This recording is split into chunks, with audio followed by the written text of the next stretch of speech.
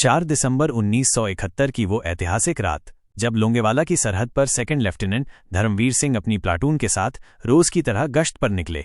बंजर रेगिस्तान, दूर तक फैला सन्नाटा, मगर आज उस खामोशी को चीरती एक अनजानी गड़गड़ाहट पाकिस्तान की ओर से आ रही थी। टीले पर चढ़ दूरबीन से झांका तो अंधेरे में कुछ हरकत दिखी। सटीक अंदाजा तो नहीं, पर खतरे की आहट साफ थी। फौरन अपने कमांडिंग ऑफिसर को इत्तला दी और खुद वहीं डट गए।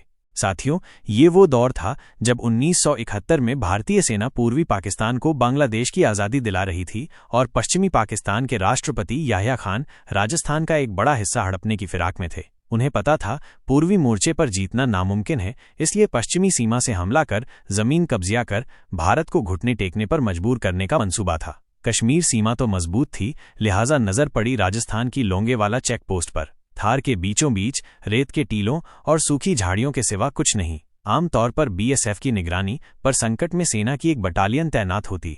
इस बार भी पंजाब रेजिमेंट की 23वीं बटालियन की alpha company major Kuldeep Singh Chandpuri के नेतृत्व में सिर्फ 120 जवानों के साथ मौजूद थी। पाकिस्तानी इंटेलिजेंस को इसकी भनक तक नहीं थी। फिर भी उन्होंने बीएसएफ के चंद जवानों से मुकाबले के लिए 2000 से 3000 सैनिकों की फौज लोंगेवाला की ओर भेज दी। कैसे हमारे 120 जवानों ने 18-20 गुना बड़ी सेना को धूल चटाई? क्यों पाकिस्तानी ब्रिगेडियर को उल्टे पांव लौटना पड़ा?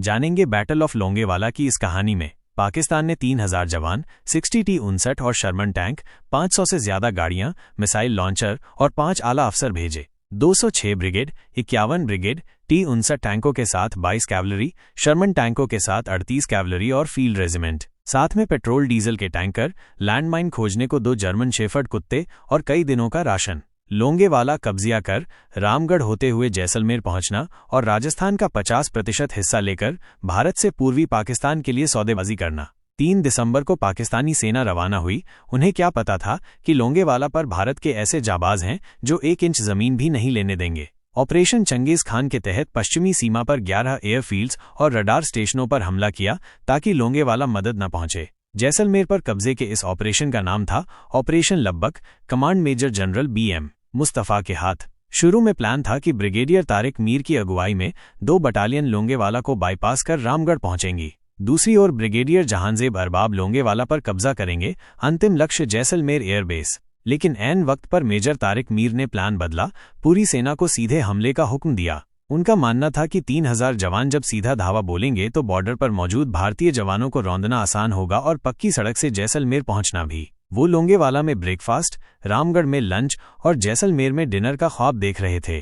4 दिसंबर की रात सेकंड लेफ्टिनेंट धर्मवीर सिंह ने वो गड़गड़ाहट सुनी, वो हरकत देखी। मेजर चांदपुरी तक खबर पहुंची और उन्होंने वो फैसला लिया जिसने वीरता की परिभाषा बदल दी। 120 सैनिकों के साथ इमरजेंसी मीटिंग। कहा, हजारों दुश्मन बढ़ रहे हैं, हमारे पास सिर्फ 2 machine gun, 2 mortar, 4 anti tank rocket launcher, 2 jeep mounted recoilless rifle, हर सैनिक के पास राइफल और कुछ बख्तरबंद गाड़ियां हैं। मगर मैं पूरी ताकत से लड़ूंगा। ये भारत माँ और पंजाब रेजिमेंट की अल्फा कंपनी की इज्जत का सवाल है। कोई पीछे हटना चाहे तो हट सकता है, पर मेजर की कंपनी तो दिलेर थी, पीछे हटने का ख्याल भी किसी के जहन में नहीं आया। हाई कमांड को खबर दी, पर सुबह तक मदद नामुमकिन थी। कोहरे में एयरफोर्स के फाइटर जेट्स उड़ नहीं सकते थे। अगले 7 घंटे मेजर चांदपुरी की बटालियन को ही लोंगेवाला की रक्षा करनी थी। सैनिकों ने बॉर्डर और चेकपोस्ट के आसपास लैंडमाइंस बिछा दी और ऊंचे टीलों पर पोजीशन ले ली। पाकिस्तानी सेना बॉर्डर के पास। रात करीब 12:30 बजे पाकिस्तानी तोपों ने गोले बरसाने शुरू किए। बीएसएफ के 5 ऊंट शहीद हो गए।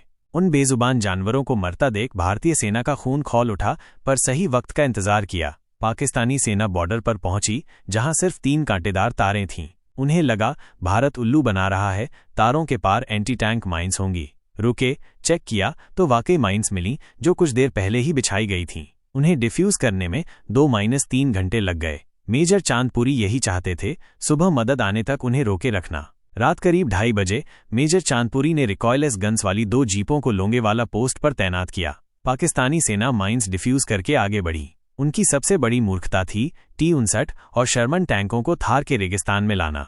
पतली मिट्टी पर टैंकों की रफ्तार कछुए जैसी हो गई। सुबह 4 बजे पाकिस्तानी सेना लोंगेवाला चेक पोस्ट के बिल्कुल पास चारों तरफ से घेरा बना लिया। ऊपर 120 भारतीय जवान समझ चुके थे कि वो कम से कम 2000 पाकिस्तानियों के बीच फंस चुके हैं, यानी एक भारतीय सिपाही के सामने 17 पाकिस्तानी। पर कहते हैं ना, जंग हथियारों से नहीं, हौसले से लड़ी जाती है। पाकिस्तानी सेना लगातार गोलियां बरसा रही थी। भारतीय सेना ने तब तक जवाबी हमला नहीं किया जब तक पाकिस्तानी टैंक पोस्ट के 30 मीटर पास नहीं पहुंचे। करीब 4:30 बजे भारतीय जीप माउंटेड रिकॉयलेस गन्स ने हमला शुरू किया। T-59 और शर्मन टैंकों के ऊपरी हिस्से कमजोर होते हैं। ऊंचाई पर होने की वजह से भारतीय सेना ने टैंकों के उसी हिस्से पर गोलियां बरसाईं। पाकिस्तान के 2 टैंक तबाह। टैंकों पर बंधे डीजल पेट्रोल के ड्रम भी फट गए। धमाकों से चारों तरफ आग फैली, जिससे भारतीय सेना को दुश्मन की मूवमेंट साफ दिखने लगी। सटीक गोलीबारी में मदद मिली। 5 और पाकिस्तानी टैंक तबाह। पाकिस्तानी सेना चेकपोस्ट के पास लगी रेलिंग तक पहुंच गई, पर फिर लैंडमाइंस का डर। तार तोड़कर दबे पांव माइंस खोजने लगे, पर भारतीय गोलियां बरस रही थीं। आगे बढ़ना मुश्किल। दूसरी तरफ इंडियन एयरफोर्स मेजर चांदपुरी के सपोर्ट के लिए हॉकर हंटर और हाल मारुत फाइटर जेट्स तैयार कर चुकी थी। 122 स्क्वाड्रन के पायलट सुबह होने का इंतजार कर रहे थे। लोंगेवाला पोस्ट पर लैंडमाइंस क्लियर करने में पाकिस्तानियों को पूरे 2 घंटे लगे। सुबह 6:30 बजे आगे बढ़ने की कोशिश की, पर जहां पोस्ट से 120 जवान गोलियां बरसा रहे थे, वहीं सूरज की पहली किरण के साथ भारत के 4 फाइटर जेट्स भी लोंगेवाला पहुंच गए। करीब 7:30 बजे आसमान से बम बरसाकर 6 पाकिस्तानी टैंक तबाह कर दिए। तब तक 100 से ज्यादा पाकिस्तानी सैनिक मारे जा चुके थे। कुछ मिनटों के लिए भारतीय जेट्स गायब हुए। पाकिस्तानियों को लगा फ्यूल और हथियार लेने जैसलमेर गए। तभी चारों जेट्स वापस आए और फिर आसमान से कहर बरसाया। दुश्मन की 206 ब्रिगेड, 51 ब्रिगेड, 22 कैवलरी, 38 कैवलरी जैसी सभी टुकड़ियां तितर बितर हो गईं। हजारों की तादाद में टैंक और 500 से ज्यादा बख्तरबंद गाड़ियां होने के बावजूद पाकिस्तानी सेना डर से कांप उठी। सैनिक उल्टे पांव भागने लगे। सुबह 8 बजे भारतीय सेना की 2 टुकड़ियां लोंगेवाला बॉर्डर पहुंच गईं। करीब 9 बजे पाकिस्तानी सेना की 2 टुकड़ियों ने विपरीत दिशा से हमला करने की नाकाम कोशिश की, पर फेल रहे। उनके 40 टैंक तबाह हो चुके थे। ब्रिगेडियर तारिक मीर समझ गए कि यहां दाल नहीं गलेगी। ऑपरेशन लब्बक रोक दिया। पाकिस्तानी सेना रेत के टीलों के पीछे छिपते छिपाते वापस पाकिस्तानी बॉर्डर क्रॉस कर भाग गई। इंडियन फाइटर जेट्स की नज़र से बचने के लिए करीब 300 गाड़ियां लोंगेवाला पोस्ट के पास ही छोड़ दी, जबकि 200 गाड़ियां भारतीय हमले में राख हो गईं। इस तरह बैटल ऑफ लोंगेवाला में भारत की जीत हुई। राजस्थान के बड़े हिस्से को कब्जे में लेने की साजिश करने वाले पाकिस्तानियों को रेगिस्तान में धूल चाटनी पड़ी। इस जंग में 2 भारतीय सैनिक, 5 ऊंट शहीद हुए।